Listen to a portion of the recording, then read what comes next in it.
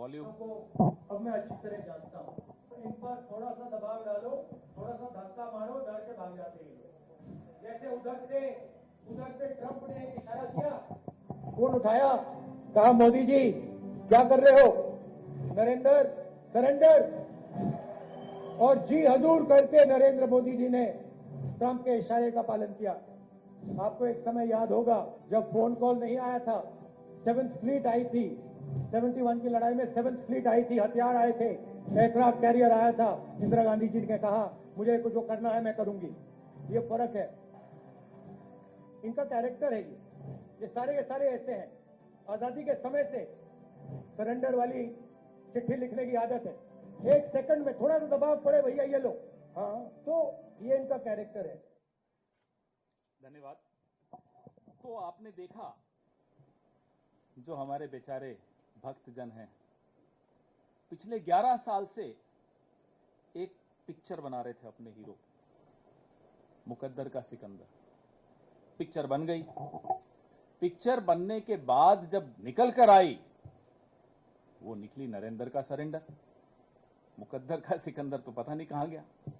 और नरेंद्र का सरेंडर जो आप बार बार देखते हैं, भक्तों को अब जाकर दिख रहा है। कई भक्त अब बेचारे हताश भी हो गए, निराश भी हो गए, सोशल मीडिया से दूर भी हो गए, व्हाट्सएप में ग्रुप छोड़ रहे हैं। हमें समझ में आता है उनका दर्द। देखिए, बहादुरी जो होती है ना, इंसान के चरित्र में होती है।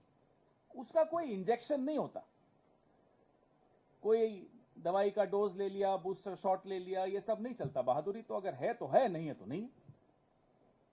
तो ये भक्तों के सरेंडर में बहादुरी बिल्कुल नहीं दिखी। कायरता का इतिहास इनका अपना, खुद इनके संगठन का खुद। जब इतिहास ही कायरता का है और ऐसा व्यक्ति अगर देश की बागडोर संभालता है तो देश का भविष्य खतरे में पड़ता है। वर्तमान में आपको सामने दिख रहा है। 10 मई की दोपहर को जब हमारी बहादुर सेना ने पाकिस्तान की गर्दन दबोच ली थी, हावी हो गई थी, अचानक फोन आता है ट्रंप साहब का, जैसा भी आपने राहुल जी को सुना। और फोन आकर बोला जाता है नरेंद्र जी सरेंडर कर लीजिए।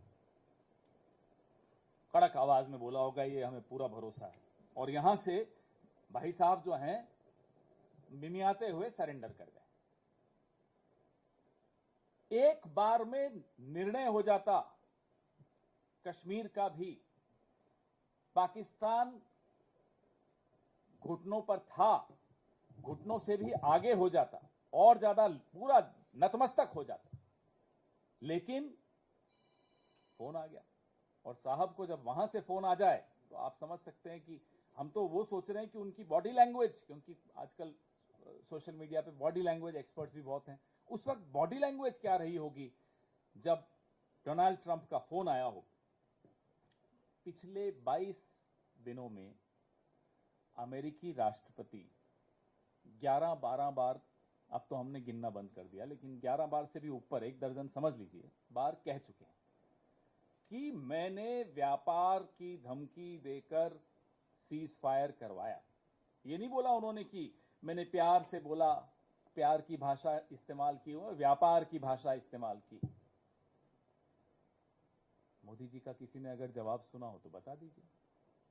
कहीं कहीं आपने, आजकल तो बड़ा रोड शो कर रहे हैं अपनी नसें दिखाते हुए, सिंदूर सिंदूर सिंदूर, कहीं आपको दिखा हो नरेंद्र मोदी ने कहीं जवाब दिया हो डोनाल्ड ट्रंप को, आंख उठाकर? नहीं सुनाई देगा आपको। क्यों? क्योंकि नाम नरेंद्र, काम सरेंडर। ये हकीकत है इस व्यक्ति की जो पिछले 11 साल से इस देश की बागडोर संभाले हुए। 1 महीना हुआ से ज्यादा ही हो गया, हम लगातार ये सवाल पूछ रहे हैं साहब, देश के आत्मसम्मान के साथ ये सौदा क्यों? हम पूछ रहे हैं पहलगाम के आतंकियों का क्या हुआ? हम पूछ रहे हैं सीज फायर किन शर्तों पर हुआ?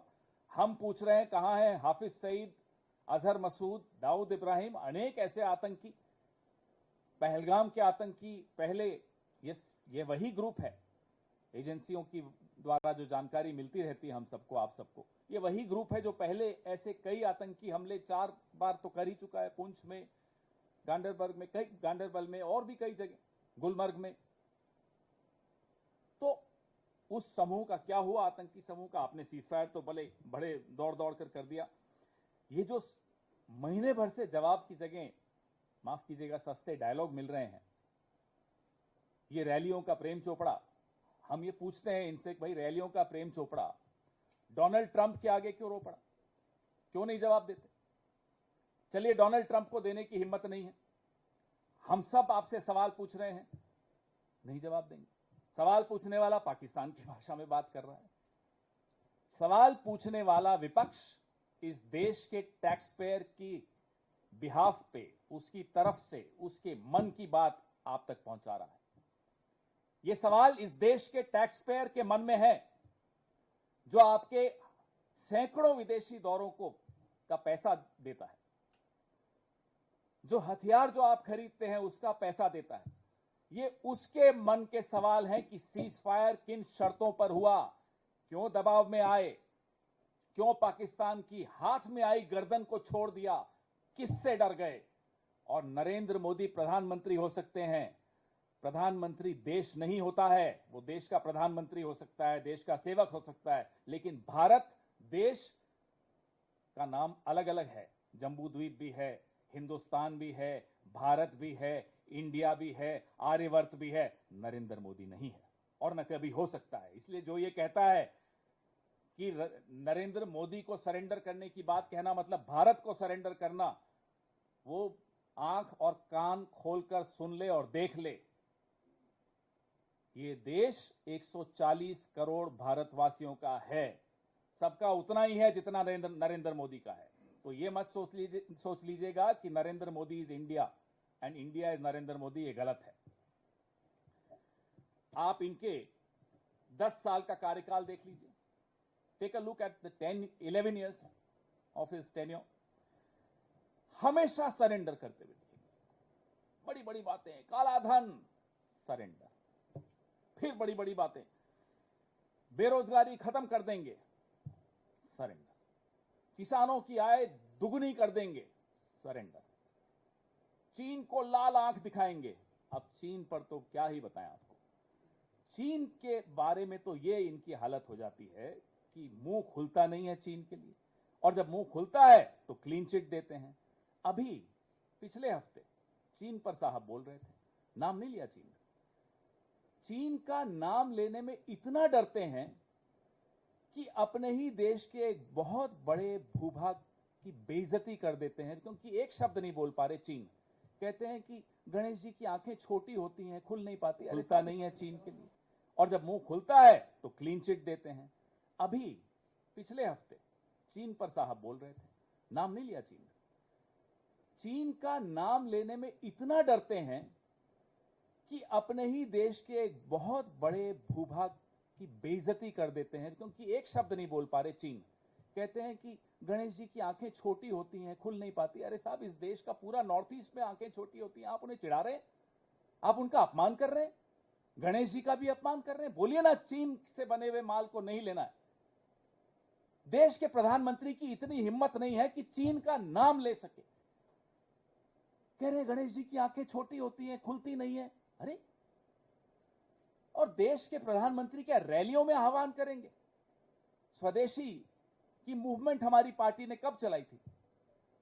जब अंग्रेजों का राज था, तब हम नीतियां नहीं बना पाते थे, इसलिए हमने स्वदेशी का पूरा आह्वान किया। विदेशी माल जलाया गांधी जी के नेतृत्व में। इनकी पार्टी ने, इनकी जो विचारधारा वाले लोग हैं, इन्होंने नहीं किया। मैं कांग्रेस की बात कर रहा हूं। अब तो आप प्रधानमंत्री हैं, अब भी आप आह्वान कर रहे हैं। हिम्मत दिखाइए, नीति बनाइए, सरेंडर मत कीजिए, नरेंद्र बनिए, सरेंडर मत बनिए। नीति बनाइए कि साहब चीन का माल नहीं आएगा हिंदुस्तान में, तब तो हमको समझ में आएगा कि साहब आप में कुछ थोड़ा बहुत गुण है। हमें पूरा भरोसा है कि है नहीं, क्योंकि अब तो 11 साल हो गए।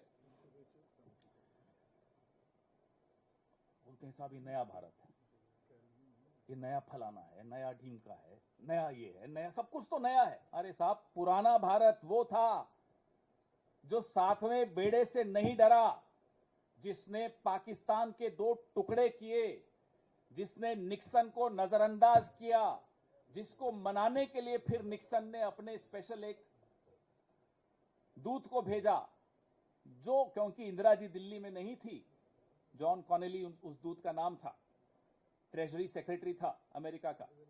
इंदिरा जी दिल्ली में नहीं थी तो वो शिमला गया उनसे मिलने, क्योंकि निक्सन रूठे हुए भारत को मनाना चाहता था।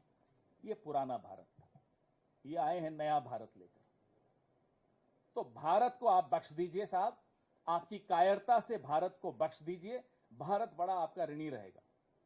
क्योंकि आपकी कायरता इस देश की नौजवान पीढ़ी को क्या सिखाकर जा रही है? सिर्फ डायलॉग में हमें आपकी जरूरत नहीं, हमारे पास बहुत है, हमें मालूम है आपने ट्रेनिंग ली है डायलॉग देने। और ये एक हकीकत है जो मैं बार बार दोहराता हूं, आप लोगों को मजाक लगता है, मजाक नहीं है। उस आदमी को फिर सांसद भी बनाया एक टर्म के लिए, जिससे ट्रेनिंग ली थी, आप नाम जानते हैं, परेश रावल। उसी से ट्रेनिंग लेते थे ये साहब, कई कई घंटों गुजरात में ट्रेनिंग का सेशंस चलते थे, मुझे मालूम है किसके फार्म हाउस पे चलते थे। चलिए वो छोड़िए, आप देश के प्रधानमंत्री हैं, फिर आप नया भारत मत करिएगा।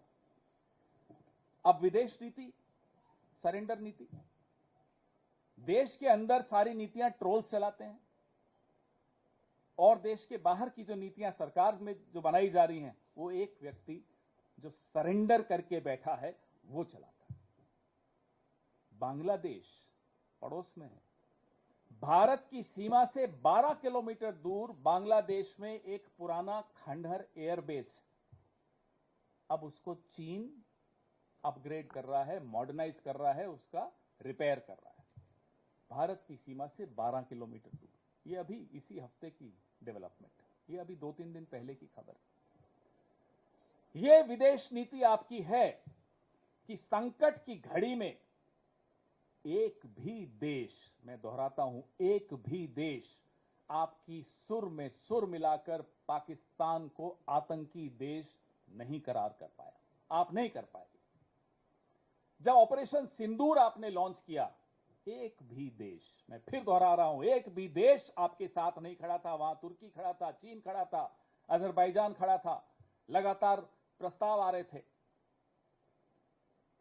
ऑपरेशन सिंदूर के पश्चात कुवैत ने वीजा रेस्ट्रिक्शन हटा दी पाकिस्तान पर।